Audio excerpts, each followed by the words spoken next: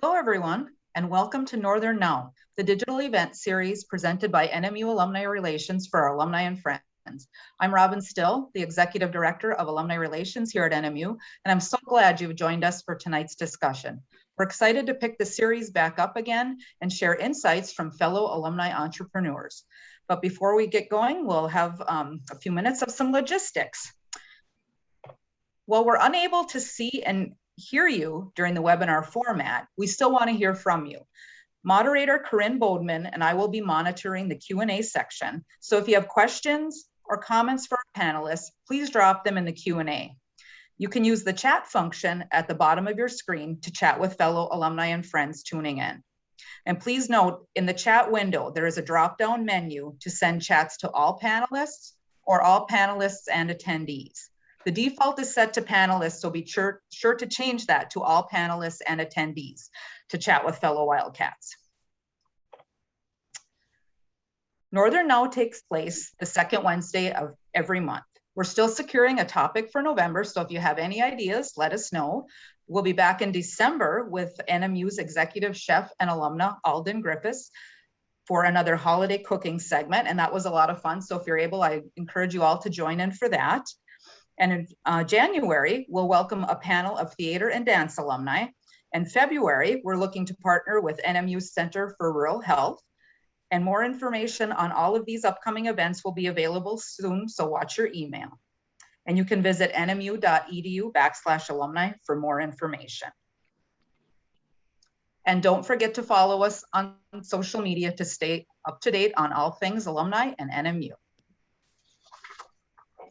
We're really excited to partner with Invent at NMU for this session. We've been partners with them on a few initiatives over the years for alumni events and things like that. So it's great to be back partnering with them again and bringing their great story out to everybody. And I'm going to send it over now to Kristen Johnson. She is the marketing coordinator at Invent at NMU, and she'll tell you more about the program and what it offers our NMU community. Kristen? Great. Thanks, Robin, and hello, everyone. We are so excited to team up with NMU Alumni Relations for tonight's event and really look forward to connecting with the Wildcat community joining us. For those of you who don't know, Invent at NMU is the idea incubator and community resource based at Northern Michigan University. Our goal here is to provide an experiential learning opportunity for our student employees, as well as help those regional inventors and entrepreneurs to take their ideas to life and help existing business owners innovate from within. Working alongside me and my colleagues at Innovate Marquette Smart Zone, a local economic development organization here, our student team gets to apply what they learn in the classroom at Northern to real life, real client experiences. We're really thrilled for opportunities like this that allow us to contribute to that entrepreneurial ecosystem and business growth here in the UP. The Northern and Marquette community has been supportive of our Invent at NMU program for many years, especially this next person that I'm really pleased to announce. Please welcome our moderator, Corinne Bodman, NMU instructor of entrepreneurship and management for the College of Business.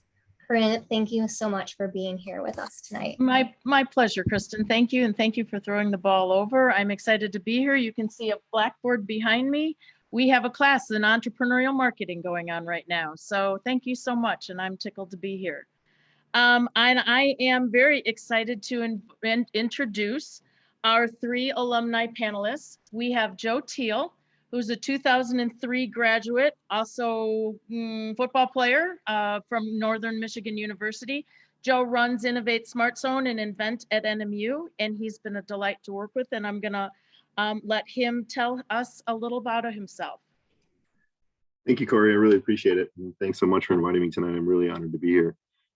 My history is all in innovation and startups. As an entrepreneur, I started at age 13 and worked my way all the way through to just recently exiting a couple of organizations, which I was the inventor of the technology that led me back to Marquette, which is my home, my home of homes. And I'm so honored to be back. I'm so honored to be a part of the community. I'm so honored to be here with these amazing entrepreneurs that we get to work with every day, and the students and the university. So really, our main focus right now is to really, really, really assist in all stages of innovation for anybody who comes through our doors with an idea.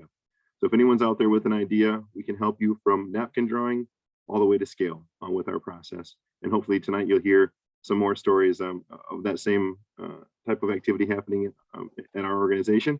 And we're here to support you. So thank you. Great, thanks, Joe. I'm so glad you're here.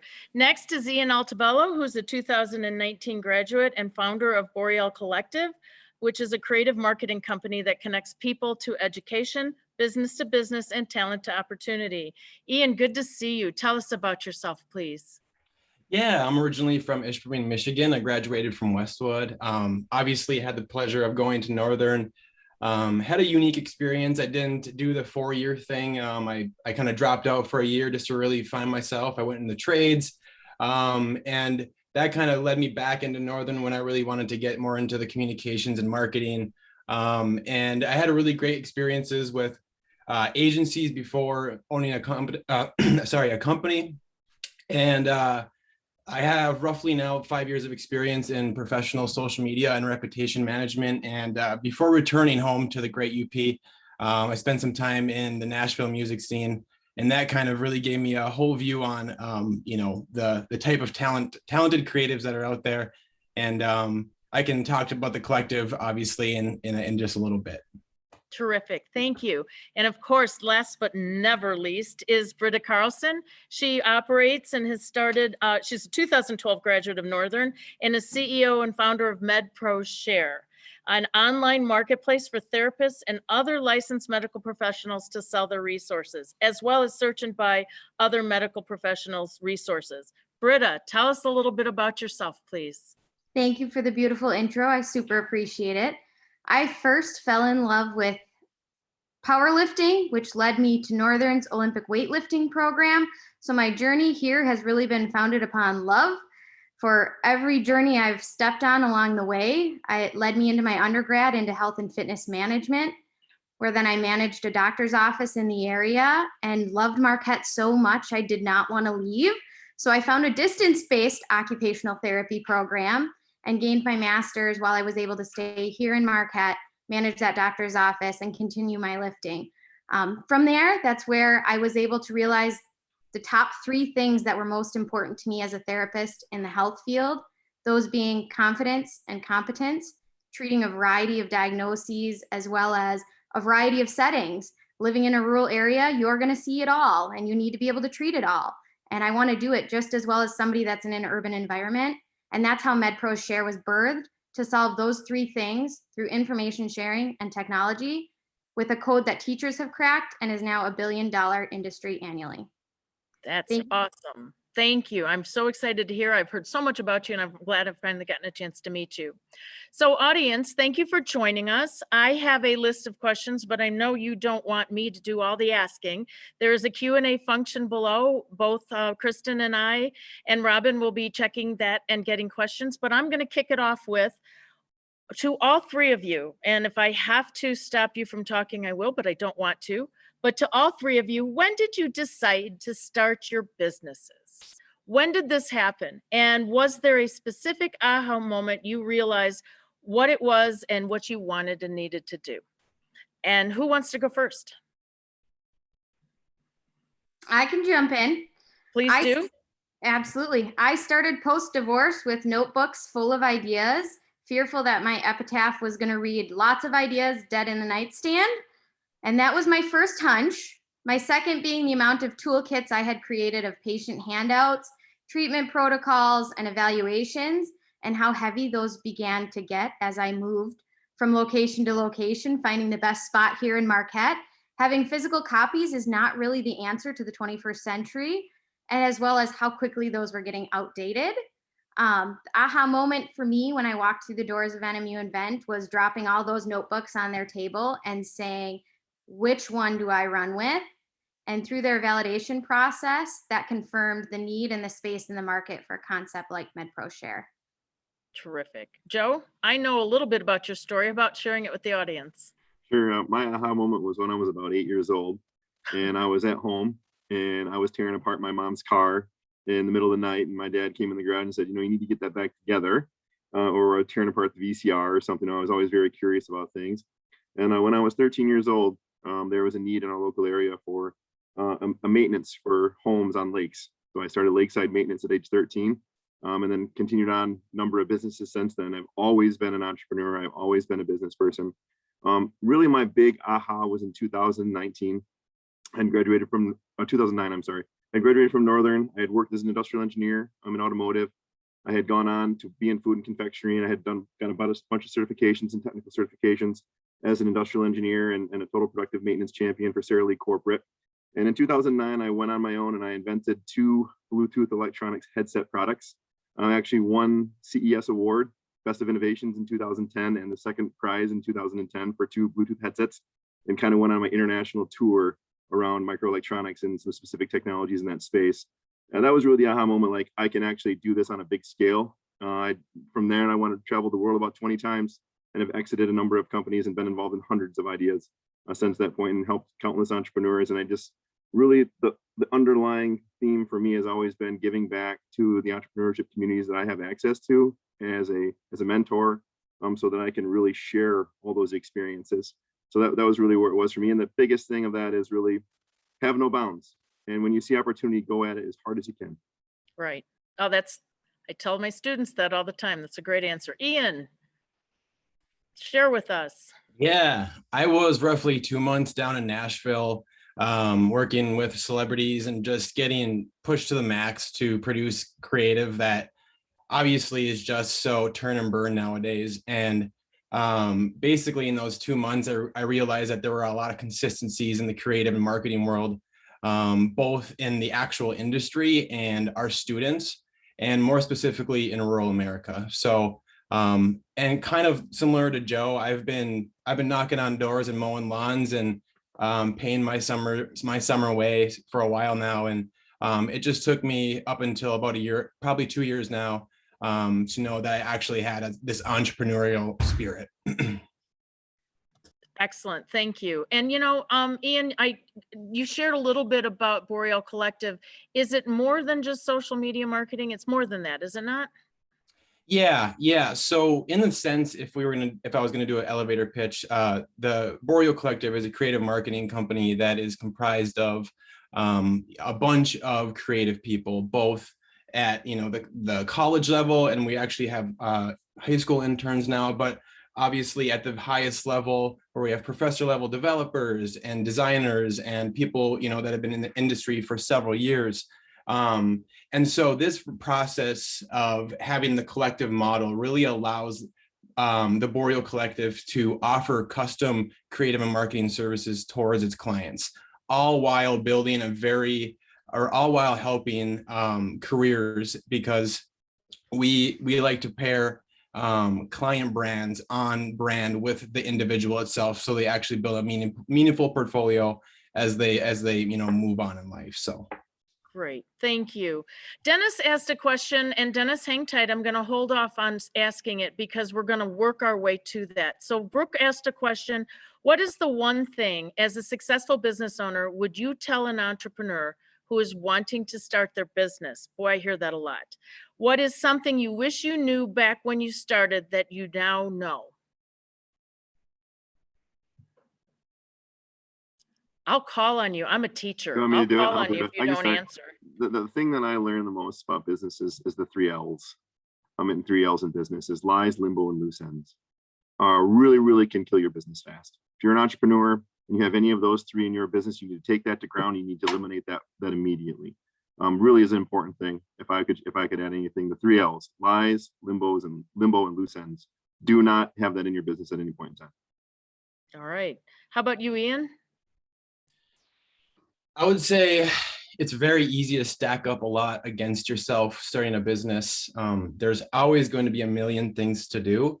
And one of the best things that I've learned is to not compare myself to anybody else's journey. We're all doing our own thing and all providing a unique service if you're doing a business right. And yeah, that's kind of my little bit of advice. Great. Britta? I would say, going on the themes with Joe at NMU Invent, is the 3 things to identify that really helped solidify my journey was problem, protect, and partner. And all you need to do is really start off with identifying a problem and create solutions, figure out how to protect those solutions, and partner with industry leaders, as well as gain mentors along the way that can evolve your circle to reflect where you want to head. Beautiful. Then that therefore leads into Dennis's question. He says the greatest thing NMU can offer startups is networking. How do we startup companies access NMU's vast network? Ian, why don't you're Sure. Yeah, I was about to say, I'm pretty fresh in all of this. I am approaching just even my 1 year with the Boreal Collective. So I've really had a new experience with Northern and being alumni and being a business owner. And honestly, reaching out to Kylie Bunting and the whole crew over there. It's been honestly just a really easy process of getting into the alumni network. And it's amazing once you really get into the network. It's, there's so many cool Wildcats that are doing amazing things out there. So Joe, jump in. Yeah, I would agree with Ian. Through the Alumni Association and the platforms that they have, there's tons of contacts there. And I know a bunch of our students and our clients go through that network. We also have Invent NMU, to plug that. We have an amazing network there as well. And that also ties into Innovate Marquette Smart Zone as you develop beyond the early stages of incubation. That also ties you into the whole entire state of Michigan and at the federal level. So really getting involved with the Alumni Association, absolutely. And then getting involved with Invent NMU and get your idea into our program to assist you to get beyond incubation to where you can get into acceleration and really make a lot of contacts from there. We have a whole EDO ecosystem in Marquette, many partners, LSCP, InvestUP, many partners in the local area. And we also have access to as you need those specific services. Biggest thing, once you get your idea identified, get connected, and then really identify your roadmap with us and with the Alumni Association, and that will help a lot. Great. Britta, what would you like to add? I mean, I can't sing Invent NMU's praises enough because they've been able to connect me with opportunities I would not have otherwise known about, from Michigan Women Forward, a state initiative that provides $10,000 to the, top winner. And they've also provided with opportunities through, SBDC and their mentorship, as well as initial, BAF funding, things that help you get off the ground. I feel like that's where, you can really get stuck in that 30-year and under range of, you're just trying to put food on the table. So where can you partner with other people, and how can you connect with other people? And, what may you need to give on in order to get a little? Perfect. Don asked if you all think, if you wouldn't mind touching on it, is entrepreneurship something you're born with, or can you be taught it? Can it be learned? I'm going to say both. I think I was a born entrepreneur. And I think in my early days of entrepreneurship, I was very, airy-fairy ideas and all kinds of crazy stuff. I gained amazing education at NMU in industrial engineering and putting a process to that and processing it. So I think that you can absolutely learn to be an entrepreneur by surrounding yourself with good entrepreneurs and going through programs like Corey's program and other programs, entrepreneurship at NMU, and also studying it. Go online, research entrepreneurship, other entrepreneurs, hear other stories of other entrepreneurs who've been successful. Many entrepreneurs that are out there very successful did not start as entrepreneurs. They got in the right place at the right time. They made good decisions. They learned. They executed a plan. Entrepreneurship really is planning and preparing a great plan and then executing the plan. And anybody can do that. Right. Absolutely. Britta? I would say both as well. I mean, one of the things I had noted, I was asked in an interview not too long ago, what do you compare entrepreneurship to? And I said, it's like birthing a baby. You're birthing a business, and it's hard, but it's rewarding. There's not an off switch, just like parenting. You can't say like, I need a break or I give up. Persistence is the key. There's no break, and entrepreneurship is exactly the same as parenting. Ian, what do you want to say about that? Yeah, I think generally I believe that you are born with an entrepreneurial spirit. And I think that if you aren't necessarily born with it, I believe that it's taught at a young age with most entrepreneurs. It's instilled way back when, before they even knew it. So generally speaking, I think that you're born with it, but for most entrepreneurs, I think it's instilled at a very young age. And I know I've had good chats with Joe and other entrepreneurs, and we've talked about having being able to just keep running and not giving up. And that is really, it is like a baby, it's not going away. You need to raise it, you need to feed it, you need to do all the things. And I've always liked this quote, especially when I was playing football, even in high school. But the quote is, "A real lion likes to hunt." And what that means is that a real lion actually loves the hunt as much as he loves the pride of catching whatever it's catching. And same thing goes with entrepreneurship. You have to love the process as much as you love the outcome of whatever you're building. So. Cool. I Very good. could jump on to Ian's just real quick. If the outcome that you see when your creation comes to light in the world is one of the most amazing things you can experience as a human. And I think echoing what Britta said too, it's the same thing. When you birth that, when you see it, when you see your invention in the space and you see people benefiting from it, it's one of the most amazing things you can ever do. And that's kind of the prize at the end of it all. Great. There are some more questions, but I've got one that's going to leverage right into that. Have any of you experienced failure? I love that Every day. question. At least once a day. For sure. Every Keep day. going, learning, growing, evolving, and repeat. And if you're not failing at something, you're not trying hard enough. Agreed. All right, Joe, jump in and throw some 2 cents at that. Yeah, I've had a few. I've had a few in my career, and they've been some pretty significant failures that I've had. And I've lost a couple of businesses because of it, and some amazing friendships along the way. But I can say those failures is where you learn, and you get back up and you fight harder, and you never want to go back to that again. Those are the areas in my life where when I failed and I got back up and I won again and again and again and again and again. And always when you're right at the brink, when you think you're going to fail, is when you succeed. Amazing stories of entrepreneurs. If you look at the founders of Pods, Phil Daganero, he'll tell you a story. He's a pretty good friend of mine.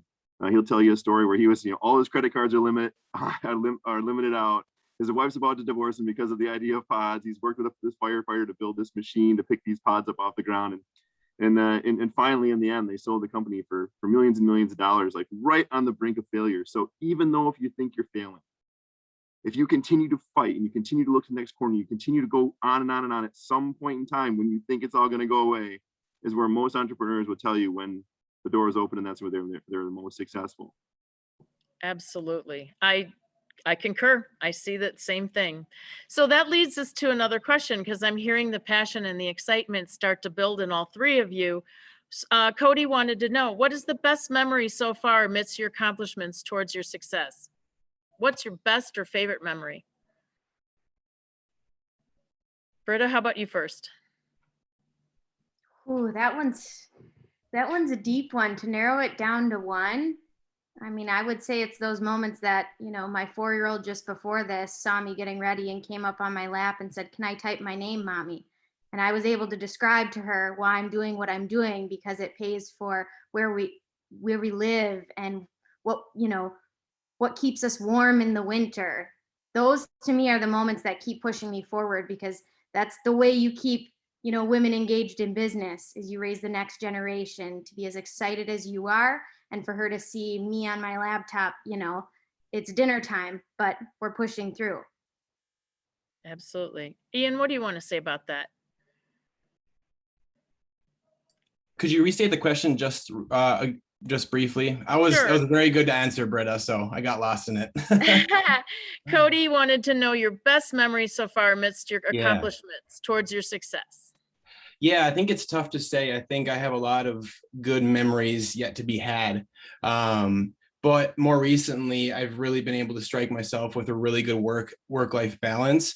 And really that's what made me want to become my own entrepreneurship or my own business, was to really set my own rules. And it took about 8 months to really get myself to where I am right now. but it really feels good to have that ideal work-life balance that I always dreamed of having. Great. Joe, you shared you had a lot of failures, but you've had to have a heck of a lot more successes. Share one. Yep, my most successful moment is right now. Honestly, all of my successes in my life with my career and my family have culminated to the point of me sitting here right now living my dream. And my freedom through innovation, which I say all the time, gives me the freedom to be here and to love every single moment of my life. And working really hard and getting to this point and being here is every moment from here forward, moment after moment after moment, is the best moment of my life, truly. That's wonderful. That's great to hear. Britta touched on something, and it's one of the questions that I've heard before in other panels, and it's caught my attention today at the pitch contest that we got a chance to watch. So I'm going to direct this at Britta, but I want you and Ian and you, Joe, to answer as well. Why don't we see many women in entrepreneurship as men? And why do you think that is? And how can we change it? There's a lot of questions there. It's not the first time I've heard it. I'd like to hear what you have to say. Right. And I'm not as much concerned with why it is as about how we can change that. And to me, that's providing women with flexible opportunities that meet the needs of their families, as well as their intellectual goals, skills, and abilities. I left my safe, secure, full-time position when my daughter was a year old, because I had, been in a car pumping and driving from early on visit to early on visit, which is caring for 0 to 3-year-olds with developmental delays, while your baby is being cared for by someone else full time.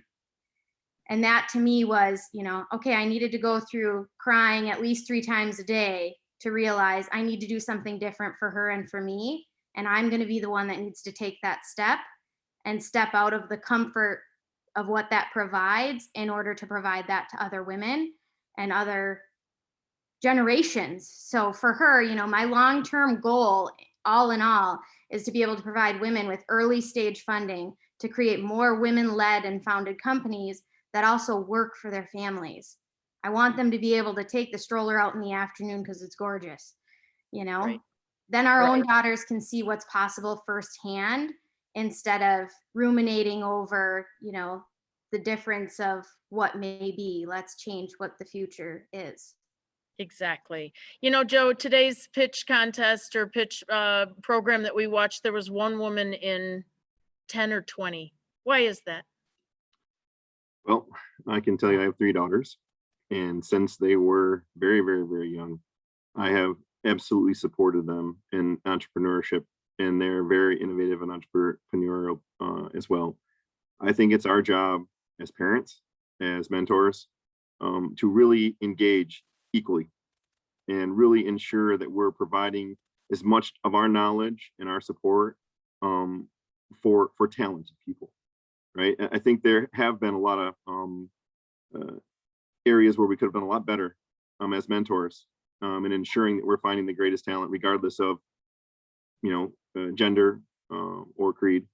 And I really, really, really think that it's really on us as this generation to ensure that we're instilling those same entrepreneurial values in everybody we come in contact with equally. In my world, I see talent. I don't see gender. I don't see race. I don't see any of those things. I see a talented individual that walks through the door, and I'm going to absolutely share every single thing I can with that talent to ensure their success, whether they're female, male, or any race, for me. And I think that we all need to do that. Ian, do you want to add anything to this? Yeah, piggybacking off that, I think there has been a lot of amazing, great societal changes. Obviously, looking way back, there was a lot of suppression towards women, but the great thing with the collective is we are working towards having this, having more of that equal space for all. And we really don't look at gender at the Boreal Collective. And like I mentioned, we really pair up people with their own personal brand with a client's brand. It doesn't matter if you are male, female, or whatever it may be. So that's really how we approach it too, because we want to give everyone a fair shot. And there's so many amazingly talented people out there who are both male and female, and who obviously I want on my team when it comes to creative services. So Great, thank you. And again, Britta, the question was originally directed to you. I appreciate that answer. It's been an interesting dialogue, hearing various perspectives on that. You know, Christy asked a question, have any of you seen any new struggle or challenge for those entering into entrepreneurship in today's current COVID environment? It seems like so many people are leaving their jobs or not going back to their old jobs in hopes of gaining more independence with entrepreneurship. And if I need to, I'll repeat it, but we'll start out with you, Joe. Have you seen a change with that, with COVID? Interestingly enough, I've seen an uptick of entrepreneurship and innovation because I think people have had time to think about things and think about their life and look at the values. Do I want to be going to an office every day and working for somebody, or want to work for myself? So I think actually, from my perspective, and I could be wrong, I don't know statistics out there probably, but I think we've seen a lot more entrepreneurialism and innovation happening because of COVID, because of the freedom to work, because of people really internalizing and saying, you know what, I want to do this for myself now. I think we've seen an uptick, and I hope that we see a lot more as we come out of this. And I think that it's happened a lot in different pandemics throughout the ages too. You know, when we've gone through depressions or other things. The outcome of that has always been this surge in innovation in America. And I think it's more of an opportunity than not. And also, you look at the dollars, right? There's also a significant amount of dollars coming from our federal government, coming from our state budgets to promote entrepreneurialism and early stage capital. I mean, Michigan right now is talking about releasing $200 million for pre-seed capital, first round funding, and advanced funding. That's more than we've ever seen in the history ever. You know, the federal government with the Build Back Better grant programs and those things that are coming down the pipeline, there's billions and billions and billions of dollars there to support startups, entrepreneurialism. So those combined factors, I think we're going to see a huge surge. And I think everyone on this call should take advantage of those programs. And if you have any more information about that, please come see me. Britta, what do you think? You didn't you just launch or start to launch right in the throes of COVID? Wasn't that your timing? Yeah, and I would have to fully agree. I mean, pre-COVID, I would meet with, local therapists and try to get them excited about new opportunities and other ways to make passive income. And it seemed as if they were functioning out of fear. They don't want to get outside of their safety. And I feel like after COVID, our whole safety was changed. We were at home and somebody hit the pause button. And we realized how our lives could be if we hit the pause button, and everything just slowed down a little bit. And I think that opened up a lot of people's eyes, especially those that, have an education that can support them through, innovation and different ideas. Now meeting with therapists, I mean, one in particular, I checked my LinkedIn inbox and she moved to the area, new, and she's sitting across the table from me here tonight. And those are opportunities that I feel like pre-COVID would I have had, and there have been the excitement behind, hey, what do you think about this concept? Could we scale it in this way? And what families do you think need this? Should we do a survey to do this? Those dialogues were different. It was more of, I want to stay safe. And now it's a dialogue change of, how do I keep my family happy, healthy, and balanced? And that's what entrepreneurship can provide. Great. Ian, you want to jump in on the COVID conversation? Sure, no problem. I think obviously a lot of people had time to think about things during this whole pandemic. I sure did. But I think that the pandemic also opened up a lot of great new opportunities for new businesses. And more specifically, the digital marketing side of my business really opened up because people needed to communicate in some sort of a way when everything was shut down. So that's where I saw my spike. But, I think all good businesses are always trying to solve a problem. And obviously there's been a lot of them in this past going on 2 years. So. Great, thank you. A couple more questions have come in. Paul has asked, how do you know you're on the right track as the beginning? I'm wondering if he means at the beginning. How do you spend your time? What is that work-play ratio? In the beginning? Yep. I think the question is more when you're getting started, and I'm kind of paraphrasing for Paul, but as you're getting started, how do you know you're on the right track? And If how you're do you sleep- spend your time? If you're sleeping, you're not working enough. I was waiting for that. That's not true. That's not true. Don't listen to Joe. I say that, That's not healthy. jokingly. It's a huge time commitment as an entrepreneur when you're bootstrapping your ideas from the beginning, and you need to expect that there's a lot of time commitment. One of the key things, though, if you look at successful entrepreneurs, they'll tell you that there has to be time for life balance as well, or you will, you'll get burned out. The entrepreneurial valley of death and entrepreneurial, failure and burnout is a real thing, and you need to balance it. You need to work really, really hard, but also there is processes and plans that you can use. In the first phase of innovation, you're really building a problem statement. You're preparing your mission statement. You're preparing all of these things, your vision of your company, and you're doing that in a strategic way, and you're following the process. And as long as you follow that process, you should be able to get to the point where you really created a true MVP and can build something that can enter into the marketplace. And there's a lot of steps in there, and we go through those steps. But yeah, in the beginning, it's tough times, and it's really hard to get it, especially if you're working full time. Britta, you went through this, and many other entrepreneurs go through their working full time, and they're trying to get their, turn their 9 to 5 into their 5 to 9 into a 9 to 5, and it's a really hard thing. Absolutely. Joe, and I don't know if you're able to answer his part of the question that says, how do you know you're on the right track? Well, you have to follow the process, innovation process. Innovation isn't just something that we go out and we go do, just kind of airy fairy and without process. There is a strategic process to innovation, and there are steps you go through, and there are guided steps that you can follow. The other really great thing too, and I know a lot of people in the community talk a lot about having people there as cheerleaders with you, having mentorship and cheerleaders as a community. And I know there's a number of groups in the area that really support this. There's organizations in the area that do as well, and having a community of people behind you and having others there going through those challenges with you as you're going through that is really, really important. And again, following that process, but also validation with mentorship and experts, but also having a really good group of community around you to ensure that you're picking each other up when you need each other. Ian, how did you know you were on the right track? Yeah, I was just about to kind of piggyback off all of that.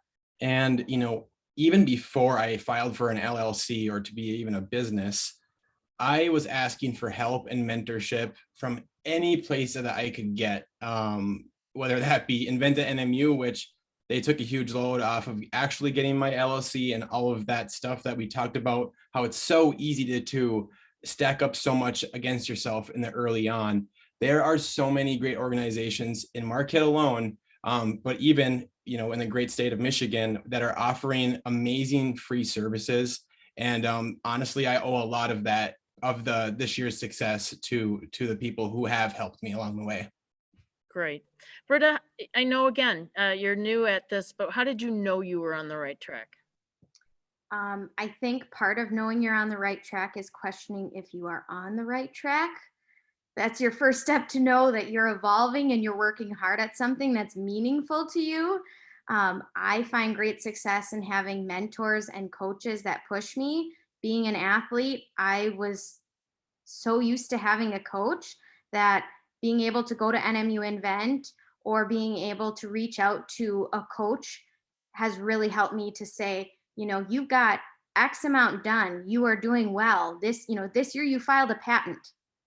Check that off your list, because I too can get wrapped up in, I do a Sunday system for success that a coach just recently taught me, where I sit down every Sunday and I map out the entire week and what objectives do I need to accomplish within that week to feel like I'm pushing the needle forward.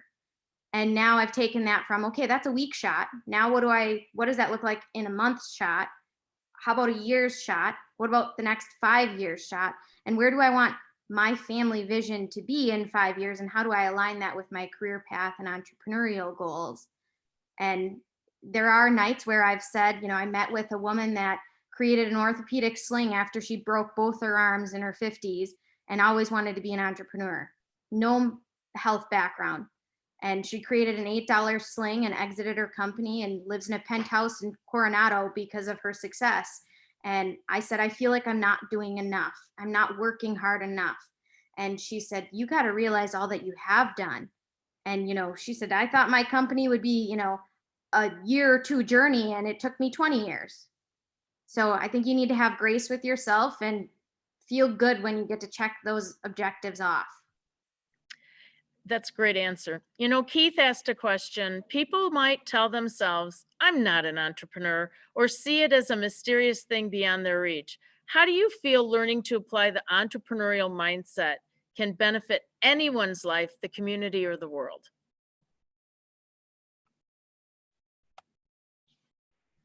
I'll jump in here. I think we learn best from kids. I mean, my little one, I gave her glue and glitter the other day, and she went through the entire cardstock stack and then wanted to deliver one per mailbox in our entire neighborhood. And I said, you know, what if we created this concept where, you know, it had a little QR code on there where you could send one out and it says pass it along, and you can quick send out another postcard to somebody by just scanning the QR code. That's, I think, where ideas are born, and we need to start fueling those ideas at a young age and teaching them what that could look like. I mean, there's doodlers out there that are designing Michael Jordan's airplane, and that's what a professor at Northern told me while standing on her desk. And that's part of the reason why I have enough belief in myself from that foundation from Northern. I think from a community perspective, it's huge. I just talked to a family the other day that said she's driving an hour each way to take her child to outpatient therapy. And her child was prescribed OT, PT, and speech twice a week. Now feel that on your shoulders. How do we create a solution there to meet that need? And that's a whole other entrepreneurial endeavor by meeting need within your community that gets people excited. Oh, you're doing something to solve a problem.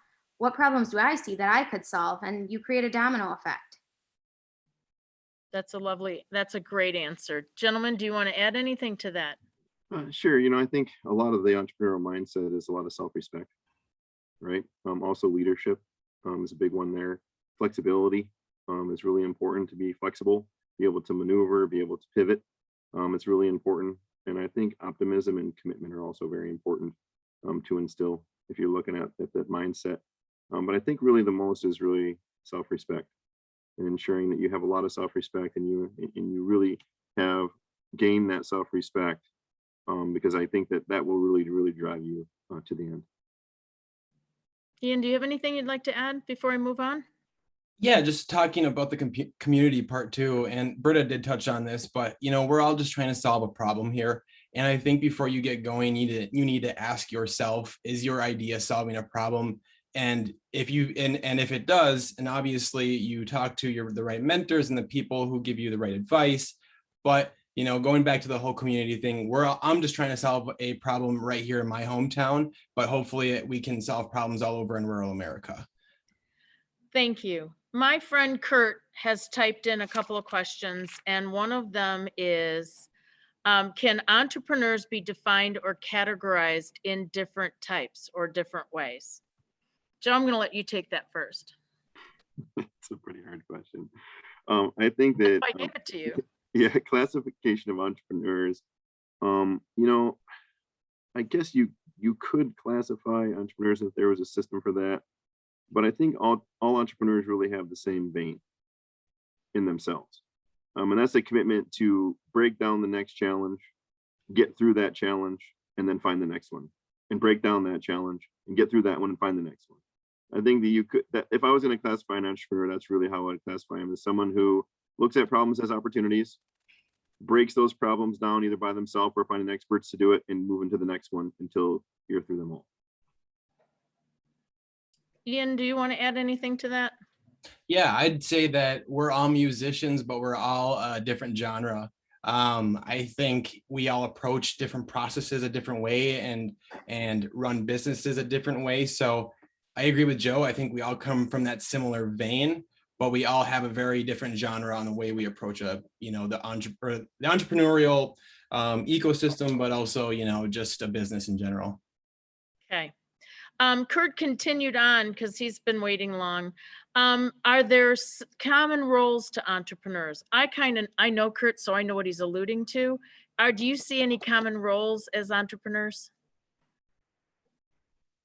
I see it as wearing as many hats as you humanly can at once. Okay, Ian?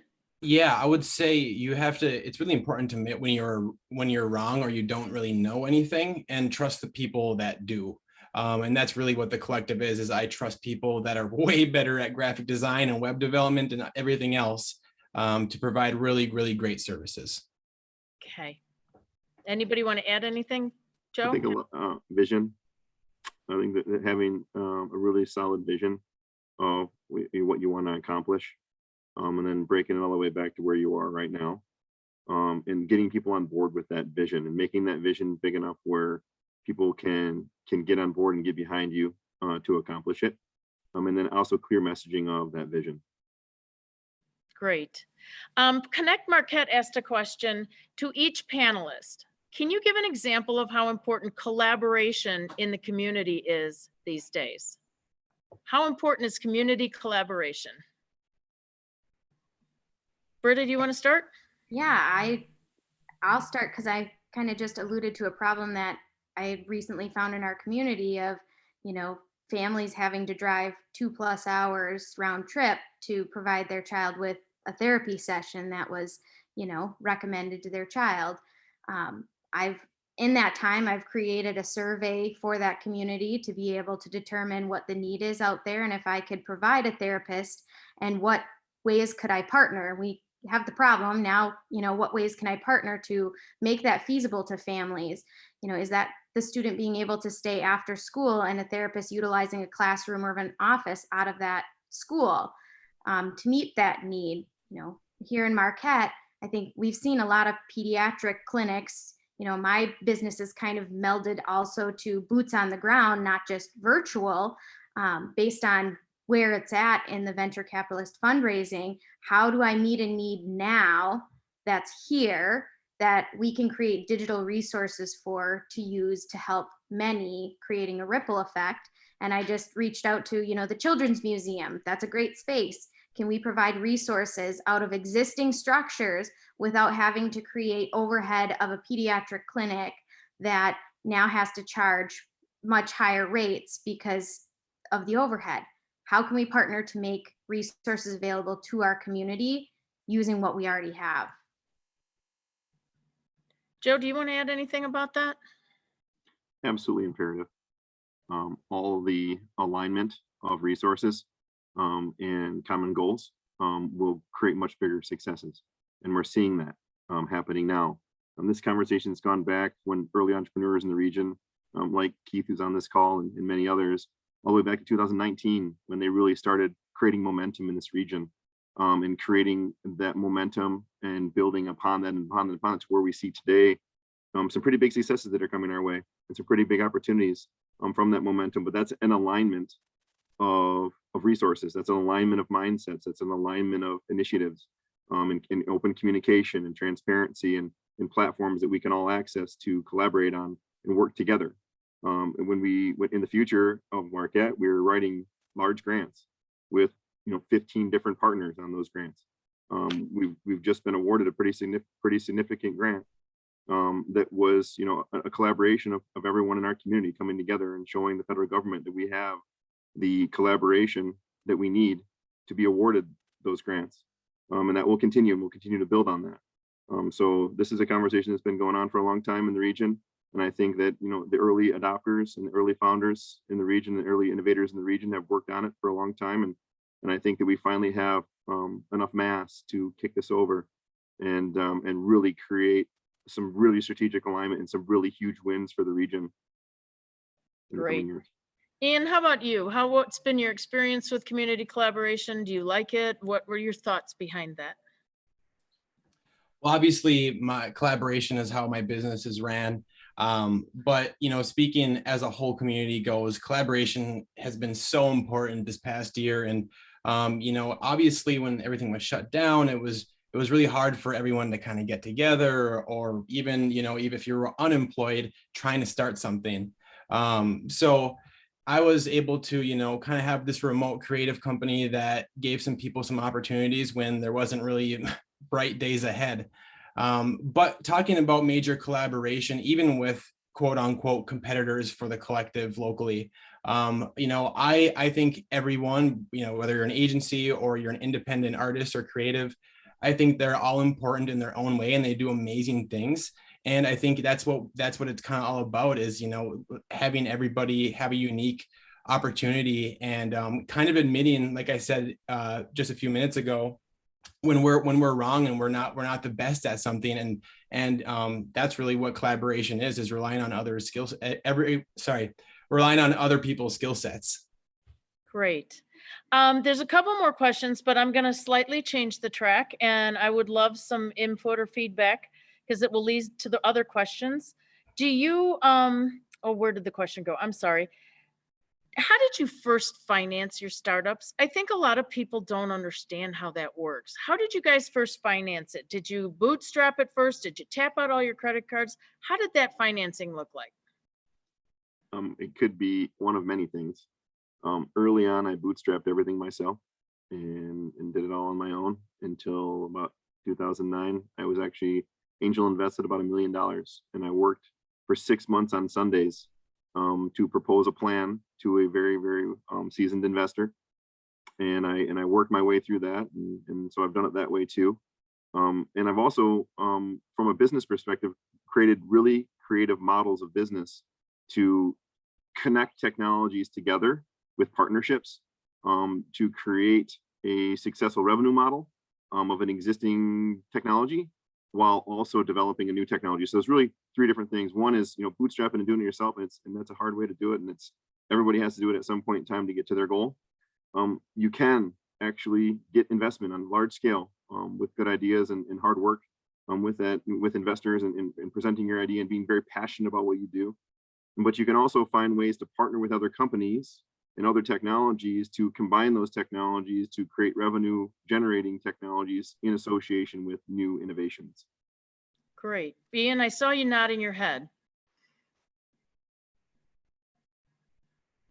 I forget that I'm muted. Yeah, there was a lot to be said there. Oh boy, I'm gonna collect myself and toss it over to Britta before I answer. Yeah, this one was obviously the trick to my start. Is being a single mom, my priority was making sure that we were, you know, the bottom of Maslow's hierarchy was being met. You've got food, shelter, and clothing, and now where do we find the time to do this? And not let alone the time that you're not compensated for, but resources to put into it. So I self-funded initially until I had a angel put in 10,000, and then from there I was able to get a BAF grant, which helped partner with NMU Invent to be able to provide patent expenses, which is something that would have been difficult on my own as well. So that's a great resource that I would not have known about at all unless I had walked in Invent NMU's doors. And from there, Invent NMU led me to TC New Tech, who hosts a monthly pitch event. And I was on a trip with my daughter, and I got the email saying, you know, would you like to participate in our pitch event? And I said, sure, you know, next month sounds great. And she said, no, like the event in 4 days. And I said, oh, absolutely. So you got to take the opportunities when they come. And from that, I was able to win that pitch event. And from that event, there was an analyst that led me to a firm out of Chicago that since I've partnered with, and I've been able to give up a portion of equity share because right now that's safest for me and my family. I'm not in a position where I can risk it otherwise. Okay, that's an awesome answer. Ian, have you collected your thoughts or do you wish to not answer? Well, I haven't had any multi-millions raised for me yet. And luckily with the collective's business style, I haven't had to need it. At first it was definitely bootstrap. It was, you know, I'm taking a risk, you know, you're jumping out of the plane and pulling the chute. But really what I wanted to do was make sure that I had retainers set up, and probably it was 3 months in or so, I had enough retainers where I was fully self-sustained. And so that's what I really push for other people is, you know, set up retainers so you know that each month you're getting a set amount of money at first because it matters. Yes, it does. So there's a wonderful question that came in, and I think Kristen and Robin will be happy with how we're going to wrap this up. Troy asked, as your businesses, all of your businesses continue to succeed, What's next? What's next for you guys? Do you plan to start another business, mentor, teach? What's on the horizon, guys? To me is scalability. I want to be able to translate, medical resources into other languages at, the click of a button. I want to leverage our resources and, from rural to urban, urban to rural, internationally, so that we can, assist with areas that may not have the same resources. And from there, I want to, create a line of children's books that are developed by therapists that focus on developmental norms. And I want to branch out into merchandise where kids can write what they want to be when they grow up and wash it and the next day write it again. I've got, I came to NMU Invent with 5 notebooks. This is just one idea that I think can have the greatest impact. From there, I want to have fun with it. Cool. Ian, what's next? Well, I obviously am always trying to grow my collective. So if there's anybody out there who wants to get a hold of me or be a part of the collective, get a hold of me, because there's lots of work happening, especially locally. But another thing that we have going on is we have a nonprofit clothing line that is in the works, and hopefully will be launched by the holidays, if not the new year. And then hopefully in the next 5 years, I want to either have an app for my company, or I know for sure we're going to have a full print catalog definitely in the next 5 years. So a lot of fun things ahead, and a lot of creative things that I'm going to need a lot of creatives. So great. And I see Joe smiling when I waited for him for last, because I know there's lots on your horizon, Sunshine. Yeah, I'm getting really involved in the community here, and I've got some amazing connections that I've made with some really fantastic projects that are impactful to our region and to our community. But my mission now is to create a legacy for my children here in Marquette. So when they come to Marquette, all the efforts that I've made with all the partners here and all my friends here and all the businesses I work with and all of that time I've given up, it'll be all a resource for them to come here with open arms and live an amazing life in a community that is sustainable, it's accessible, and it's connected in a way like no other in the country.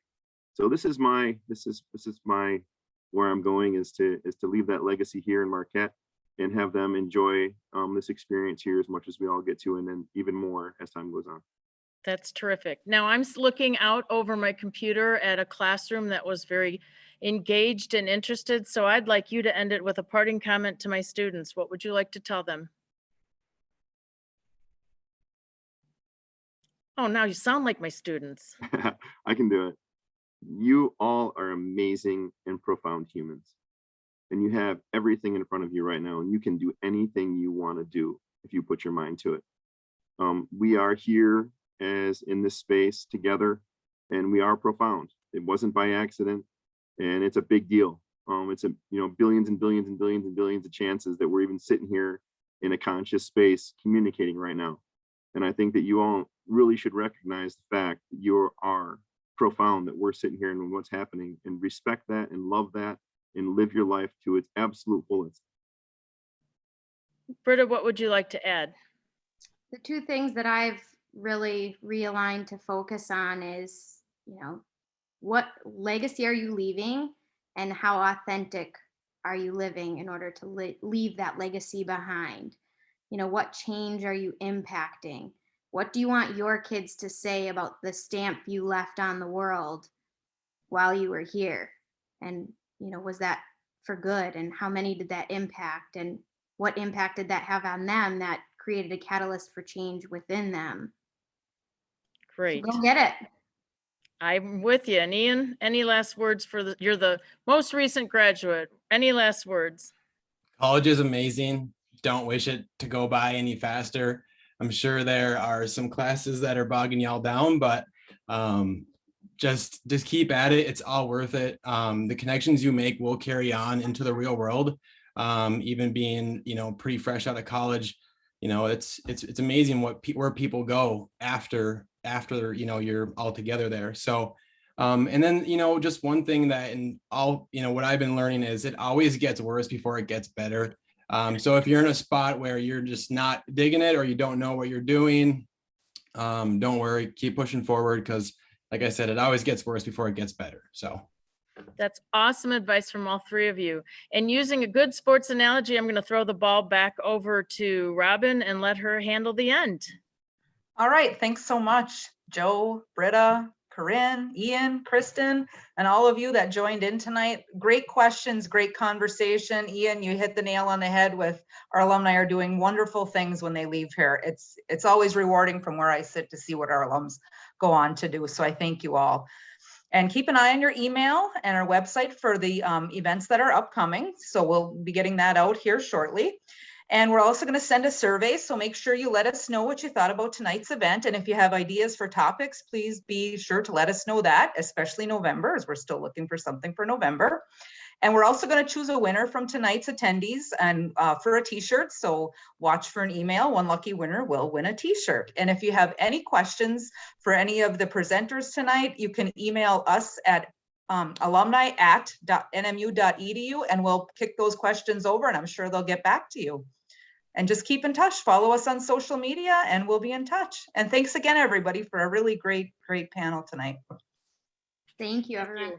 Have a good night, everyone. Thank you. Good night.